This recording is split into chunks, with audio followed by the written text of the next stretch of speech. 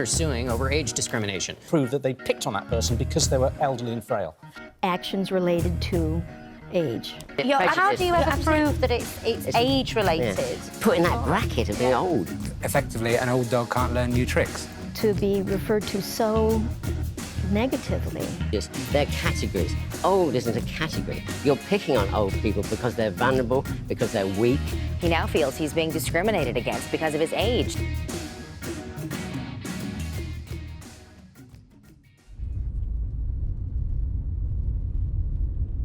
What's that left hip socket communicating with the right hip socket?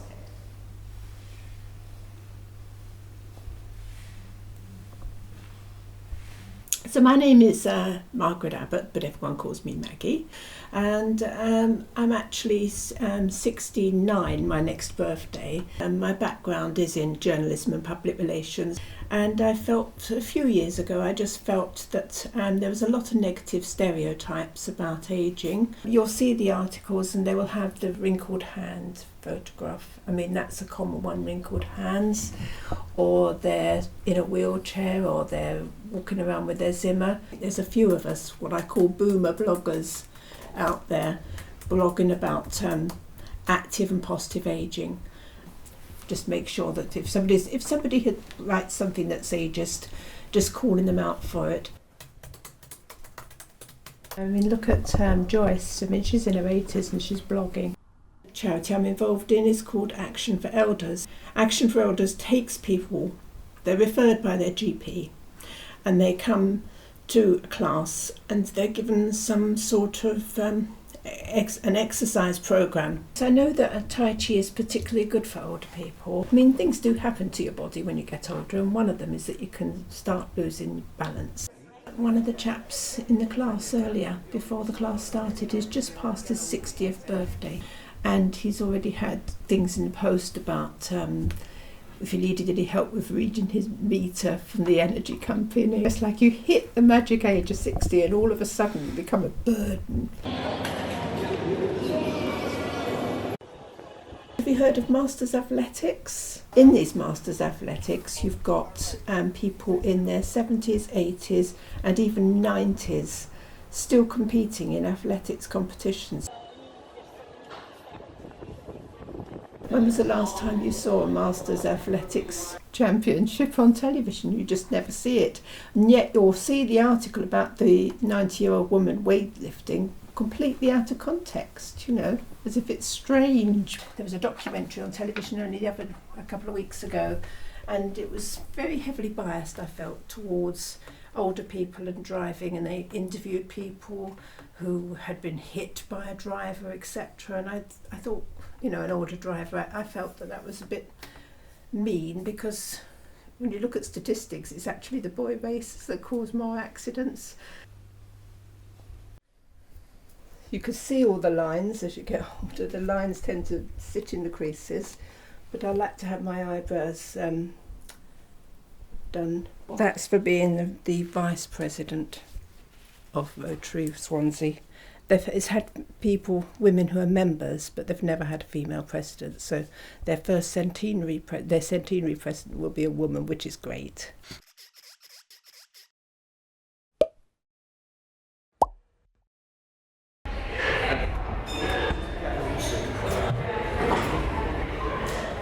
My name's Ian Morgan, I'm 66. And my name is David Musgrave and I'm 72. I started climbing when I was about 11 in Derbyshire, because that's where you just go to the rock face. I started doing it about 20 years ago. I'm going to the Himalayas, the Alps,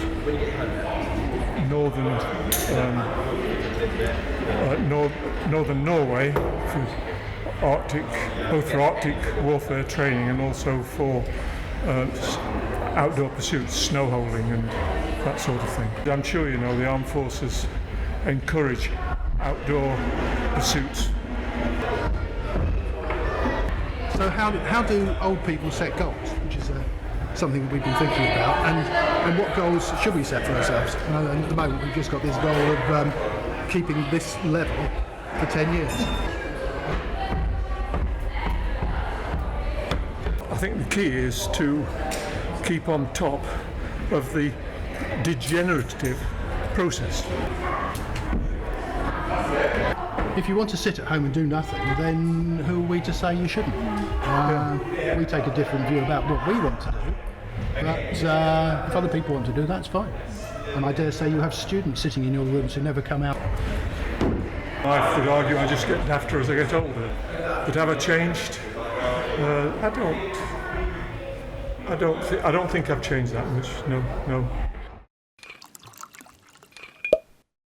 I mean, you are, certainly young at heart, young at look. Now, let's stop you there. Why are you saying young at heart? Well, because you are... I'm old at heart. The point that I'm making is the point I'm making is to say young at heart is an ageist statement. OK. Why did I become an age activist? I realised that the image of old age out in the media is really wrong. There's all doom and gloom and waiting lists and Alzheimer's. But I'm looking around at all my friends having a nice life, age 70, 80, thinking this is not right. It needs to be said. So what I'm trying to do is do the opposite of what the media normally do. And I tweet everything that's positive about old age. And then I pick up on any ageism I see. As so many hotels, if I go on holiday, have swimming pools that you can't climb into when you're old. They've just got steps but no rails. Going downstairs in the dark in a cinema when it hasn't got a handrail, where are you going to put your hand? I have to have something to hold. I put my hand on somebody's head, somebody's shoulder. I think it is absolutely crucial that we change this image. Everybody is going to get old. You are, And imagine what your life will be when you're 80. And the curve of human happiness, I don't know if you know about that, but the curve of human happiness is quite high when you're very young. And then it dips down, I'm sorry to say.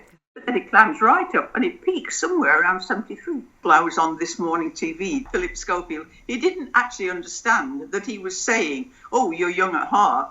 He's actually saying, oh, well, you're bad if you're old. I'm healthy. My husband's healthy. We enjoy life. Why would it be any different from you? You just think, why? We still like touching each other. We still like to be touched. We still like to cuddle each other. It isn't actually. We're just the same people in a different skin.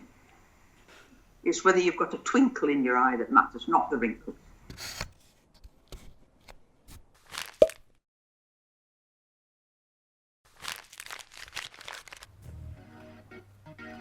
Older people do a lot for our society. About 50% of older people's time is spent volunteering.